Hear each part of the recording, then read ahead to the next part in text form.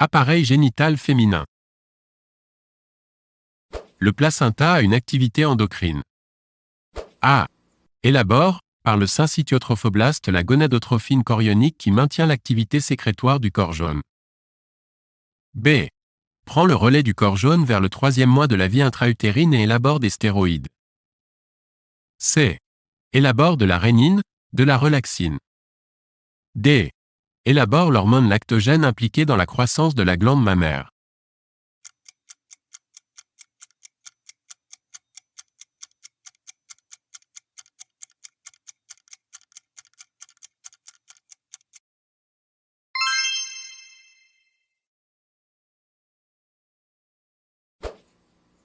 Les petites lèvres. A. Sont formées par des replis de la muqueuse vestibulaire qui tapissent un axe de tissu spongieux. B. Sont revêtues par un épithélium pavimenteux stratifié. C. Sont pourvues de glandes sébacées et de glandes sudoripares. D. Possèdent un axe conjonctif riche en cellules adipeuses.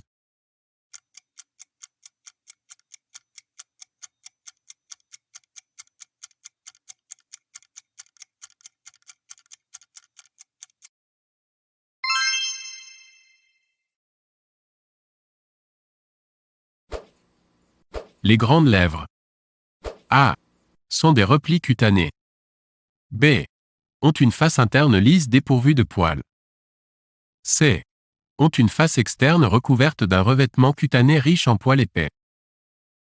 D. Ont un axe conjonctif riche en tissu adipeux et en glandes cutanées et pourvu d'une mince couche de tissu musculaire lisse.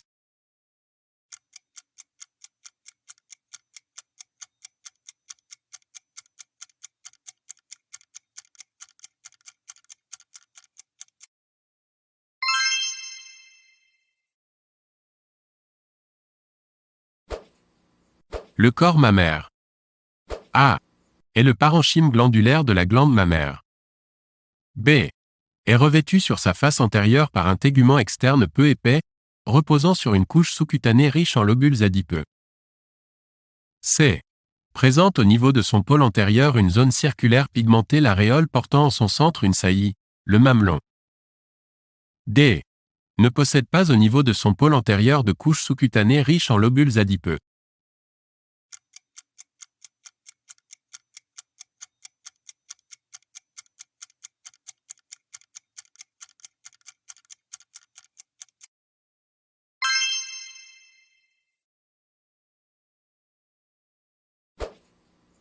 La glande mammaire. A. Est une glande tubulo-alvéolaire. B. Est divisée en lobes et lobules par des travées conjonctives issues du tissu sous-cutané et contenant des adipocytes. C. Possède autant de canaux excréteurs, les canaux galactophores, que d'unités glandulaires. D. Présente au niveau du mamelon l'area cribosa où s'abouchent les canaux galactophores.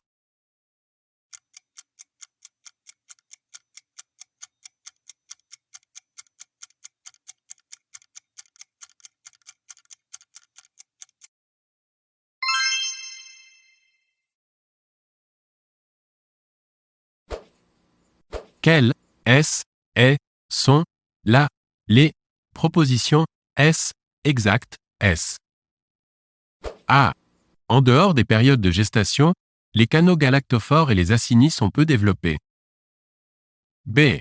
Au cours du cycle menstruel, existe une discrète prolifération des canaux et des phénomènes congestifs du stroma conjonctif de la glande variable d'un sujet à l'autre.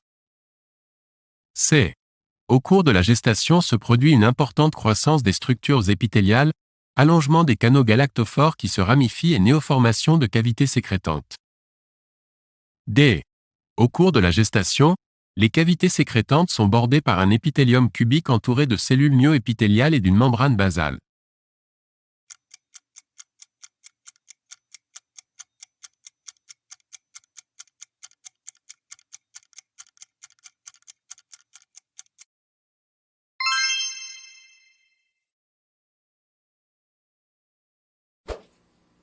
À partir du 6e mois de la gestation. A. Les cellules glandulaires des acinis, alvéoles, deviennent prismatiques et s'enrichissent en organite. B. Peu à peu apparaissent des inclusions lipidiques et des grains de sécrétion. C. Le colostrum s'accumule peu à peu dans les unités sécrétantes et peut sourdre à la pression. D. La lumière des glandes contient outre le colostrum des cellules volumineuses bourrées d'inclusions lipidiques, les cordes de nez.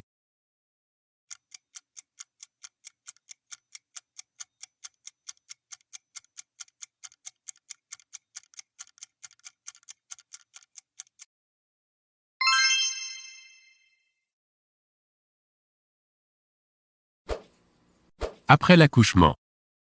A. La sécrétion de lait remplace en quelques jours la sécrétion de colostrum. B.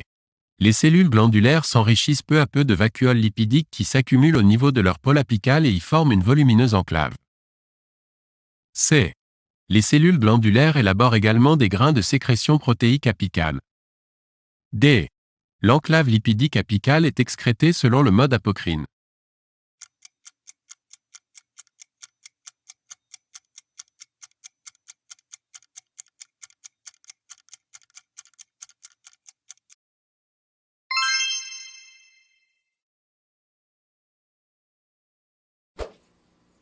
Quelles, est, sont, les propositions exactes, A. D'assez nombreuses cellules se fondent dans le produit de sécrétion accumulé dans les cavités sécrétantes selon le mode holocrine. B. À la fin du stade d'excrétion, les cellules glandulaires deviennent de faible hauteur, phase de repos. C. Puis élaborent de nouveaux produits de sécrétion, phase de synthèse. D. À la fin de la période de lactation, les cellules glandulaires cessent leur activité, sont le siège de processus de crinophagie et reprennent leur aspect quiesce.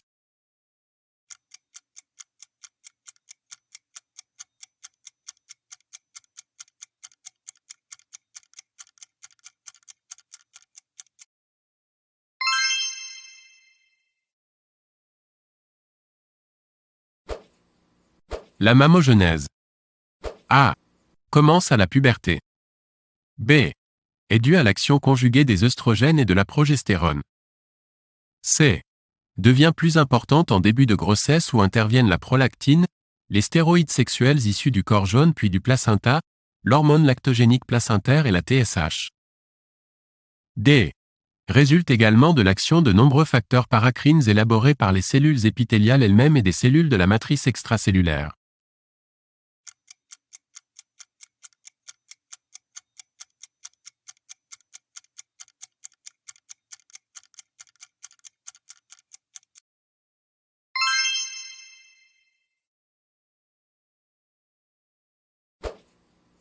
Montée laiteuse, lactopoïèse, et entretien de la lactation, galactopoïèse. Quelles, sont, les propositions, exactes, A. L'effondrement des taux d'œstrogène et de progestérone au moment de l'accouchement en levant l'inhibition hypothalamique de la sécrétion du complexe lactogénique, prolactine, STH, corticostéroïdes, induit la sécrétion lactée. B. L'entretien de la sécrétion lactée au cours de la période d'allaitement est dû au réflexe neuro-hormonal qui entraîne la sécrétion de prolactine hypophysaire et d'ocytocine en réponse à la succion du mamelon par le nouveau-né. C. La vidange des acinis par la succion d'une part, la libération d'ocytocine d'autre part, stimule à leur tour la sécrétion de prolactine. D. Après la ménopause, les acinis et la partie proximale des canaux excréteurs régressent.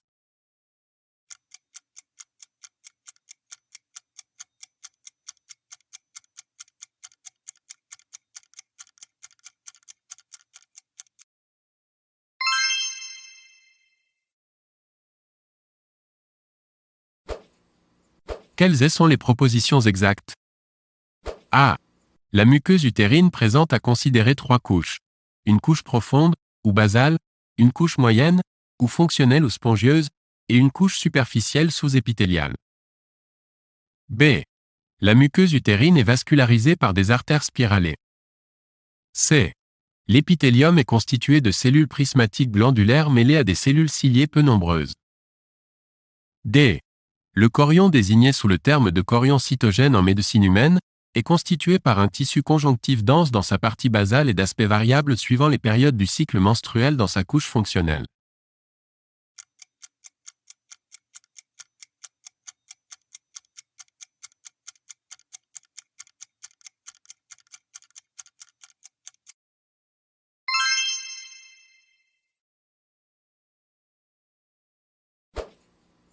L'ovaire. A.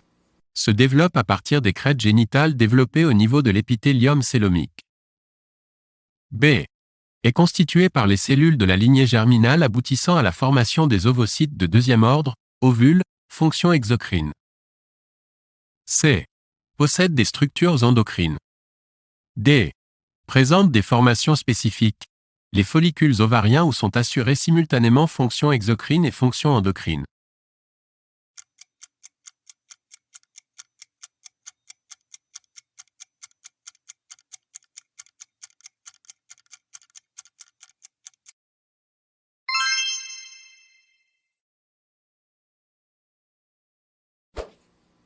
L'épithélium ovarique. A. Entoure la totalité de la surface de l'ovaire sauf au niveau du hile. B. Est un épithélium cubique simple parfois bistratifié. C. Se continue avec l'épithélium péritonéal. D. Donne naissance au cordon sexuel pendant la vie génitale.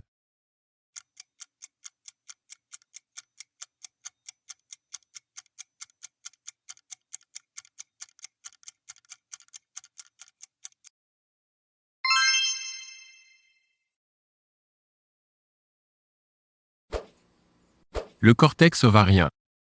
A. Est revêtu par un épithélium cylindrique. B. Possède un stroma conjonctif cellulaire.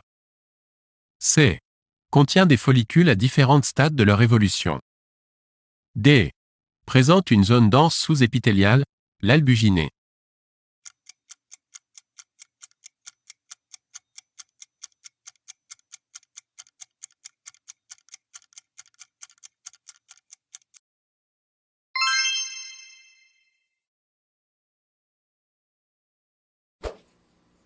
Les follicules ovariens. A. Contiennent un ovocyte dont ils accompagneront la maturation. B. Sont constitués par des cellules folliculeuses qui entourent l'ovocyte et d'une enveloppe conjonctive. C. Passent au cours de leur évolution par les stades de follicule primordial, follicule primaire, follicule antral et follicule mûr ou ovulatoire. D. Sont des formations transitoires du cortex ovarien qui, au cours de la période de la vie génitale, contiennent des follicules à tous les stades de leur évolution.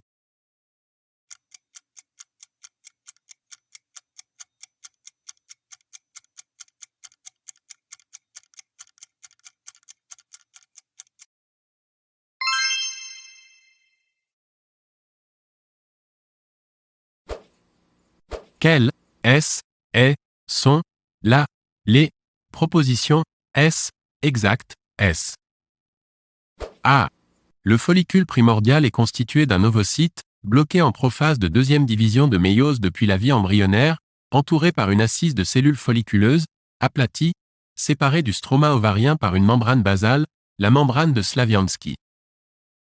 B. Le follicule primaire est caractérisé par la présence de plusieurs assises de cellules folliculeuses qui entourent l'ovocyte et forment la granulosa. C. Le follicule antral est caractérisé par l'apparition d'une cavité, antrum, contenant un liquide, liquor folliculi, qui résulte de la confluence de petites cavités disposées dans la granulosa, les corps de Cole et Exner. D. Le follicule mûr ou préovulatoire représente la phase ultime de l'évolution du follicule gamatogène.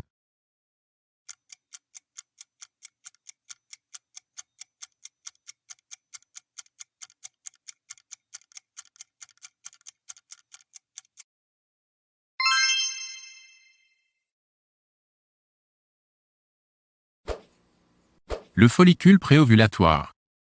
A. A une forme ovalaire et mesure environ 10 mm dans son grand axe.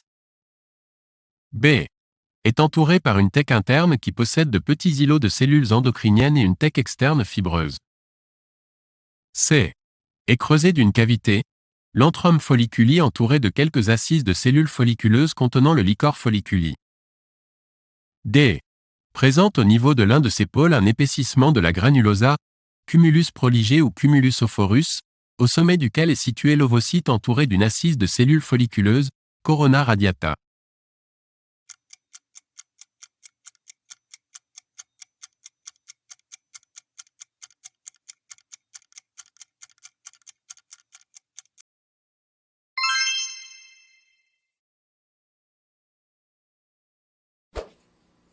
Quelles, est, sont, les propositions exactes,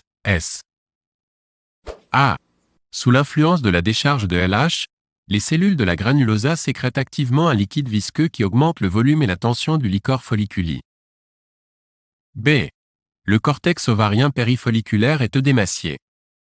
C. Les fibres collagènes de la thèque externe et de l'albuginée sont lysées par une collagénase. D. La zone de contact entre le follicule et l'épithélium ovarien est ischémiée et disparaît.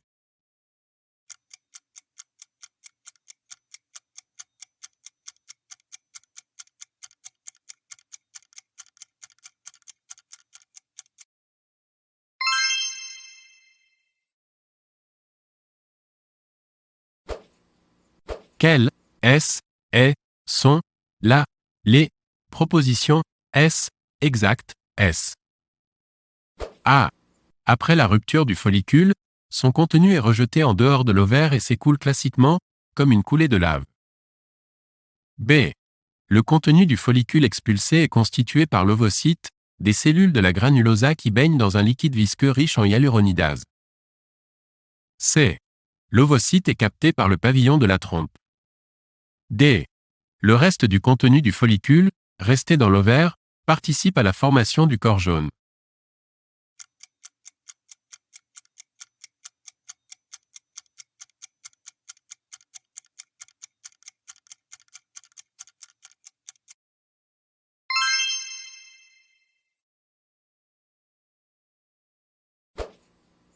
Quelles, sont, les propositions exactes,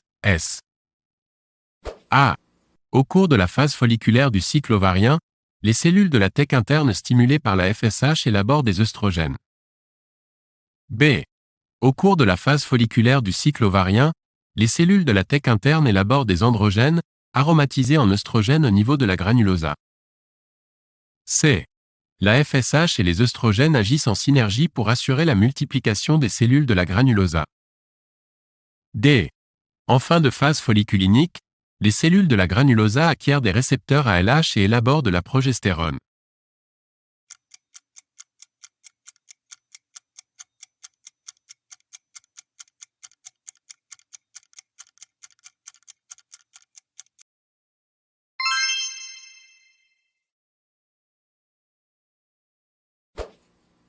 Quelles, sont, les propositions exactes,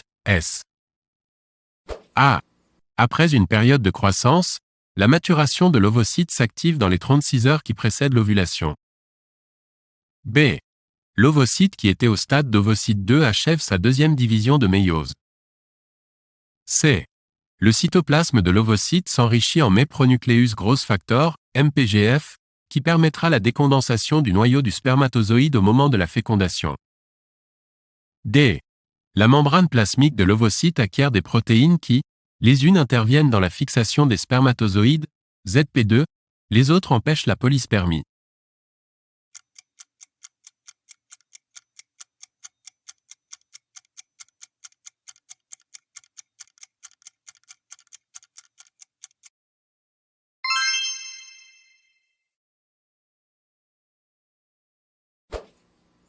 Le corps jaune.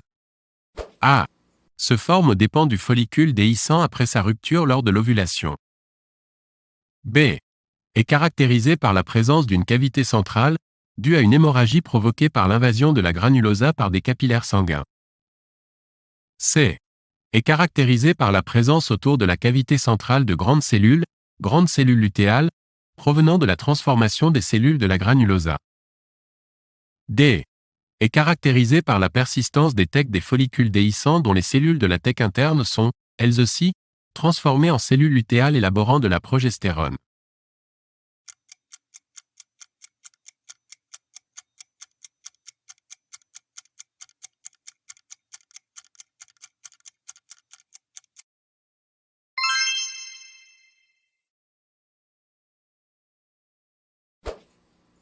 Quelles, est, sont, les propositions exactes, A. Le corps jaune cyclique a une durée de vie de 2 semaines correspondant à la deuxième phase du cycle ovarien. B. La disparition du corps jaune est liée essentiellement à sa lyse programmée, secondaire notamment à l'action de prostaglandine et d'ocytocine. C. Les débris des cellules lysées du corps jaune sont phagocytés par des macrophages tandis que s'organise un tissu fibreux cicatriciel qui donne naissance à un corpus albicans. D. Le corps jaune peut disparaître à la suite d'une surcharge lipidique brutale.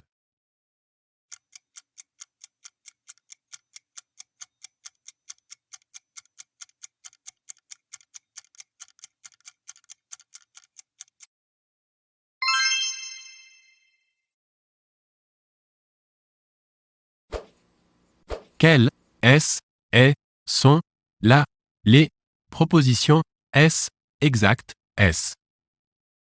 A. La plupart des follicules ovariens involuent et dégénèrent, c'est l'atrésie folliculaire. B. L'atrésie intéresse les follicules ovariens tout au long de la vie et notamment chez l'enfant après la naissance. C. Toutefois, on n'observe pas de phénomène d'atrésie au cours de la gestation. D. L'atrésie folliculaire se traduit par une lyse de l'ovocyte et une involution des cellules qui l'accompagnent.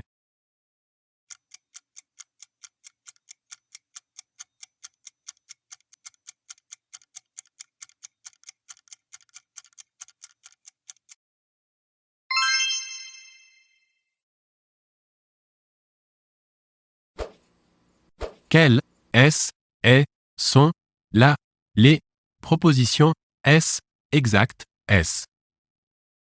A. Les follicules atrétiques peuvent acquérir différentes formes. Follicules kystiques, follicules hémorragiques. B. Certains follicules ne dégénèrent pas entièrement et conservent pendant longtemps leur thèque interne, ce sont les follicules thécogènes. C.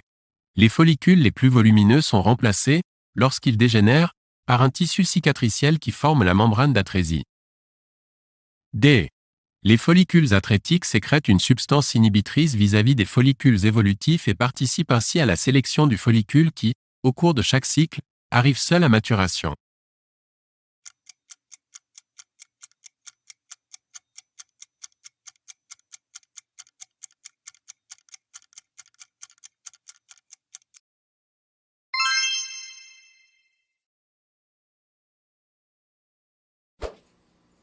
Quelles, sont, les propositions exactes,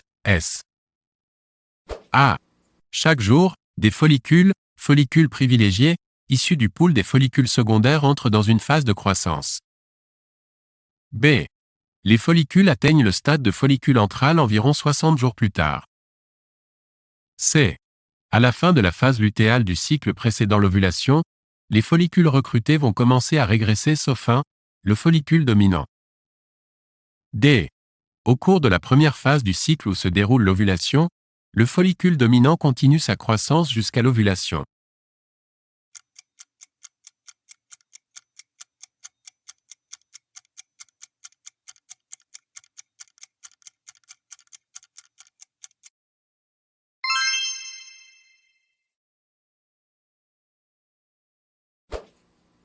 Le follicule dominant. A. S'accroît jusqu'à l'ovulation en raison de sa sensibilité accrue à la FSH. B. Est le siège d'une sécrétion autocrine de facteurs de croissance. C. Augmente le nombre de ses récepteurs ALH. D. Sécrète vraisemblablement des substances toxiques pour les autres follicules recrutés qui entrent alors en régression.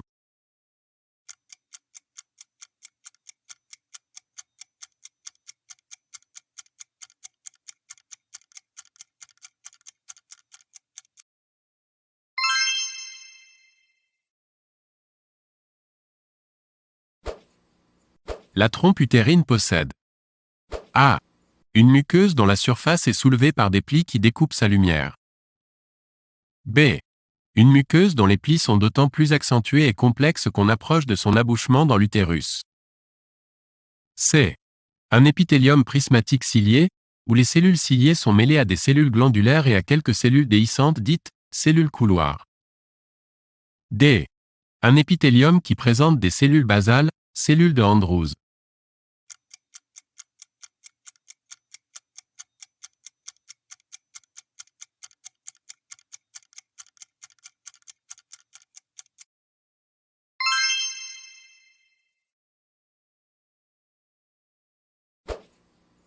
Quelles, est, est, sont, la, les, propositions, est, exact, est. A. Les assises musculaires sont séparées par des travées de tissu conjonctif lâche où cheminent de nombreux vaisseaux sanguins. B. Les vaisseaux de la musculeuse sont dilatés au moment de l'ovulation, ce qui confère à la trompe une certaine rigidité qui contribue à la placer près de l'ovaire. C. L'adventice de la trompe utérine est formée d'un tissu conjonctif dense parcouru par de nombreux vaisseaux et en particulier par d'importantes fentes lymphatiques. D. L'adventice de la trompe utérine est revêtue par le feuillet viscéral du péritoine.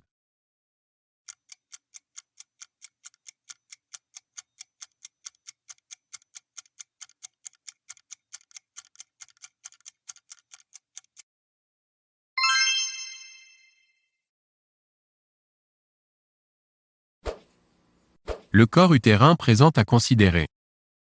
A. Une muqueuse, endomètre, revêtue par un épithélium prismatique simple. B. Un chorion séparé d'une sous-muqueuse par une muscularis mucosae. C. D'importantes modifications hormonodépendantes de sa muqueuse au cours du cycle menstruel. D. Une importante musculeuse constituée de cellules musculaires lisses.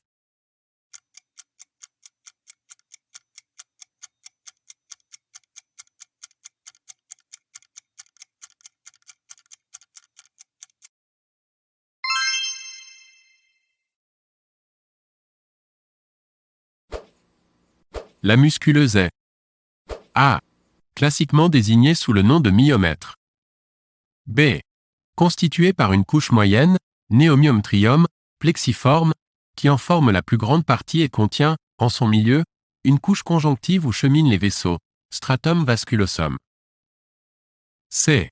Constituée par une couche externe, para ou périmyométrium, elle-même formée d'une couche profonde circulaire et d'une couche externe longitudinale, couche sous-séreuse. D.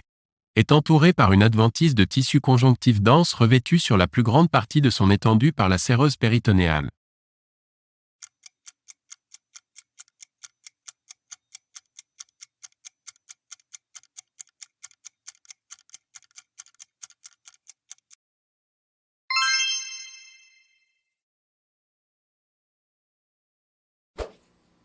Au cours de la phase œstrogénique avancée, J8 à J14.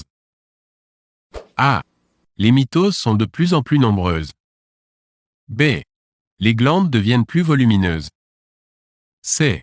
Les cellules glandulaires sont plus hautes tandis que leur noyau se déplace en position basale libérant une zone apicale bien dessinée.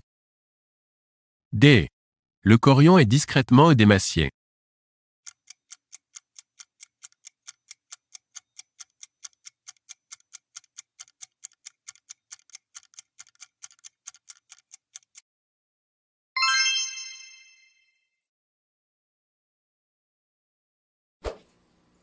Au cours de la phase œstroprogestative débutante, J15 à J23. A. Des vacuoles basales de glycogène apparaissent au niveau du pôle basé des cellules glandulaires. B. Les noyaux des cellules glandulaires sont repoussés en position apicale. C. Le chorion s'édématie, les artères se spiralisent.